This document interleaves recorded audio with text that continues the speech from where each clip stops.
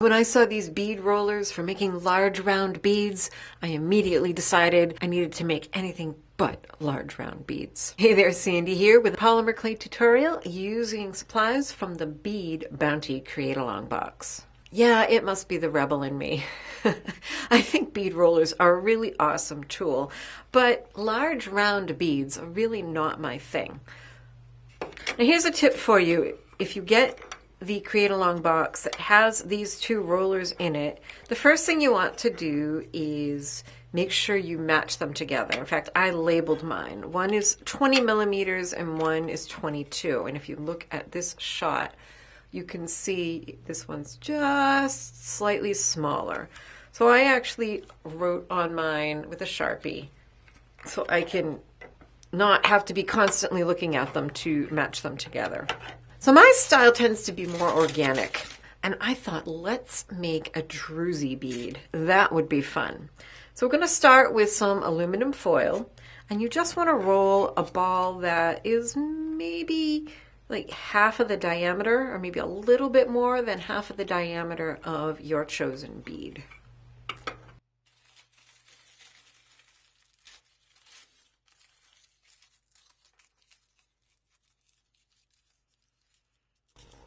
Doesn't even have to be a perfectly round ball or perfectly smooth.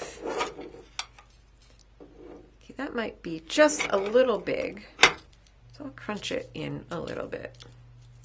Then you want some colors of polymer clay. These can be anything. I highly recommend you take a look online, just search under images for geodes or druzys, because they come in all sorts of color combinations. We're just going to start with the color that will be on the very inside of your piece and wrap it in some clay. You don't have to have more than one layer. I'm just going to kind of like rip off those little corners that you get that overlap, but it doesn't have to be perfectly even either. So we'll just peel that off, and if you peel off too much, just patch in another piece. And you can add as many colors as you want. You can add lots of layers if you so desire. I just have a couple of blues, and I like to have this kind of grayish, kind of charcoal slatish color in the as the very last one, but do what suits you. I just chose colors from my scrap bin. No careful blending here.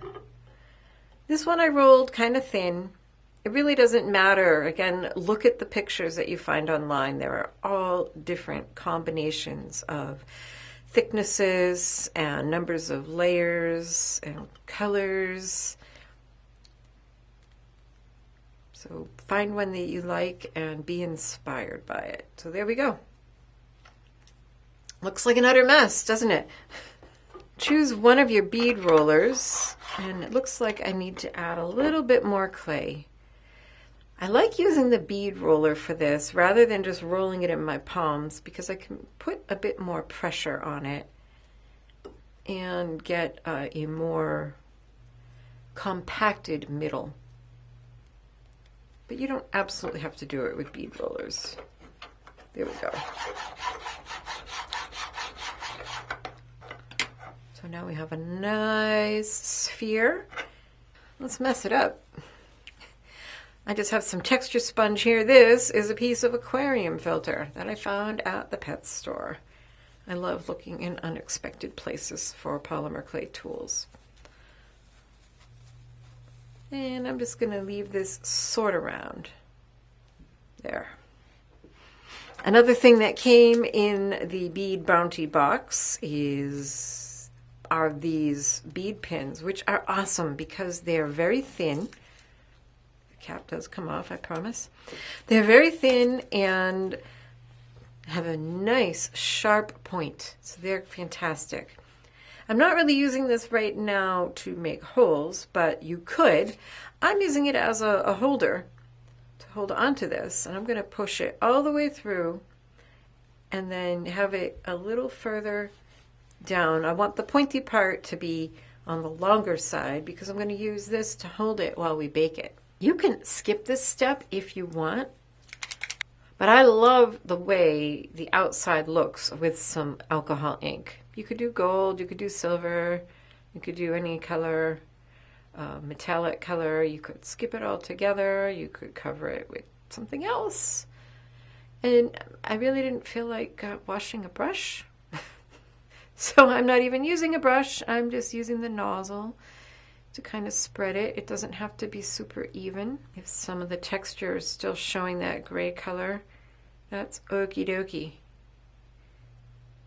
But I think this really looks nice when it's done. And we're adding it before we bake the clay because it will be stuck on there permanently and you won't have to worry about it rubbing off. Not that I've noticed anyways. I don't really like adding finishes to my clay. Early on, I ruined a couple of pieces that I really liked. And then I added the glossy finish that everybody was telling you to add all the time. And they looked absolutely terrible. And so now I'm very much against, again, that rebel, adding finishes unless I have to. And one way to avoid doing that is to add things before baking. Often they will be more permanent after baking than if you add them after baking. Did that make sense? So I need something to stab this into that won't melt in the oven in order to bake. And I just had a wadded up piece of aluminum foil and it works perfect. I baked these at the manufacturer's recommended temperature, which is, I just baked everything at 275 unless told otherwise, for 45 minutes so that I was sure it was fully cured. So here are a couple out of the oven. You might need to just grab a pair of pliers and give a twist, and then you'll be able to pull those bead pins right out.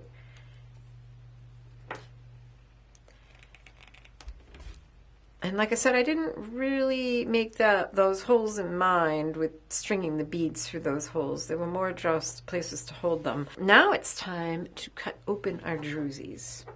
You can just touch this up with a little bit more alcohol ink and it will fill in that spot just fine. So what you want to do is cut slowly. These are actually really easy to cut if you get them when they're still warm out of the oven. But no worries if you don't.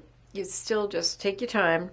So we can do this a couple ways. We can cut it in half right down the middle and have two halves that are pretty much the same. We can cut 1/3, 2/3, which is kind of what I did here, where this is 2/3 and this is 1/3. And then you end up with two different sizes. You can also cut these so that you have a piece in the middle that is open, so your hole goes all the way through.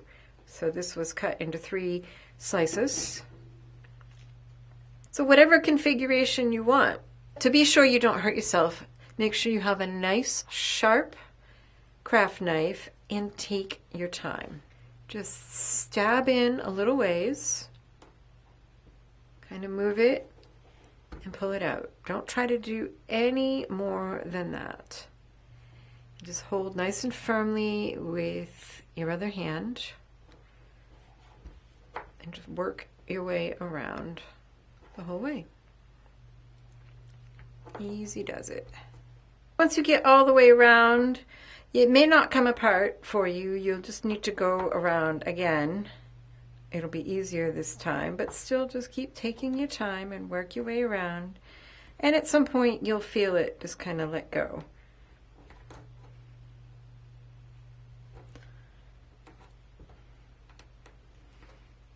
There we go. Maybe a little bit more.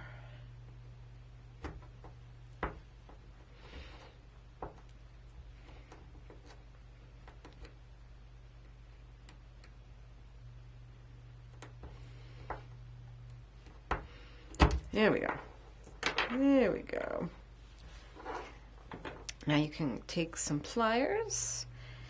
Go in and, well, that came out easy. Sometimes you have to kind of dig the foil out.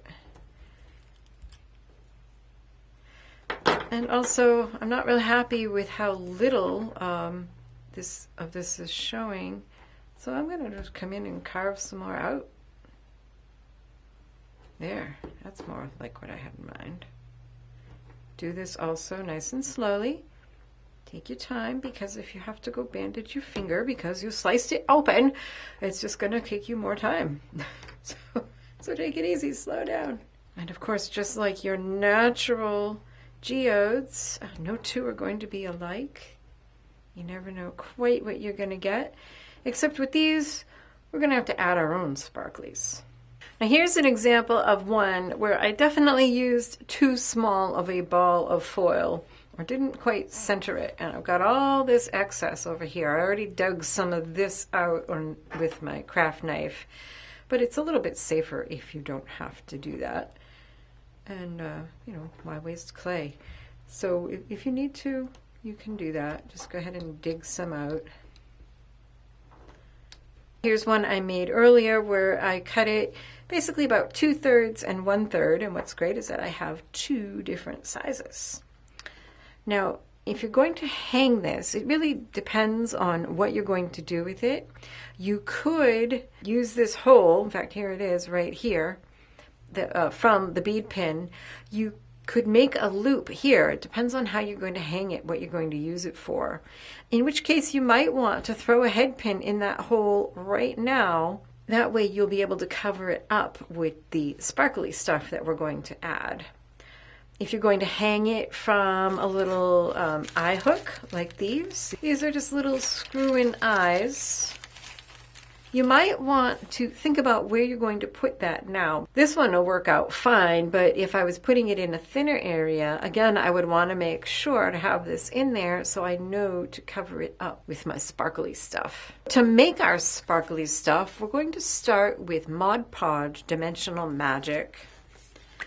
And just start with a small amount, maybe a 1/4 of a teaspoon. You can always add more. And I like to add some mica powders, which you get in your CreateAlong box, in the Bead Bounty box. You probably have a different color, but you can add some mica. And I like to add a couple different sizes of glitter. So I'll add a little bit of mica. And I also have some extra fine glitter, which has got just a beautiful sparkle. And really, this stuff is what really will sell that look of a druzy. This is a little bit heavier, but still iridescent and still clear. What you don't want to use is glitter that is opaque, because it just looks like the plastic bits that it is. And this is kind of like, you know, when you mix powdered sugar with something to make an icing, and, you know, it's like a 1/4 of a teaspoon of water or liquid is more than you need. That's kind of the case with this. That little tiny bit of the Dimensional Magic actually needed a fair amount of glitter. In fact, I think I'm going to add a little bit more.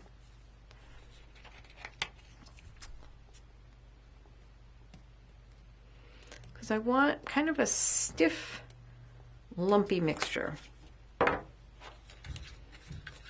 So that seems pretty good.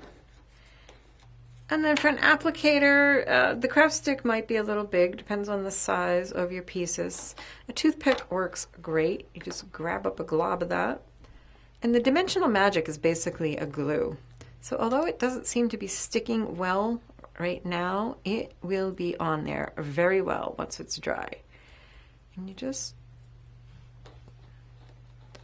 put it in there with your toothpick and shape it the way you want. Again, look at those pictures online of geodes and druzys and make them however you want. I like to have that little bit of like hollowed out space. I think that's just more interesting.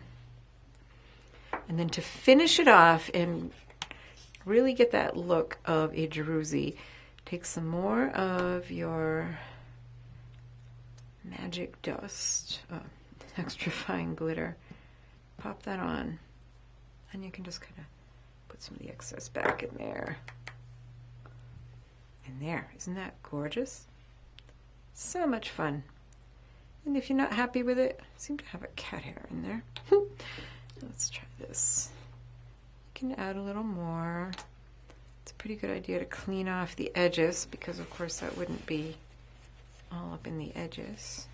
Here are a few others I made, and you can use any colors of mica powders that you want to color them however you like.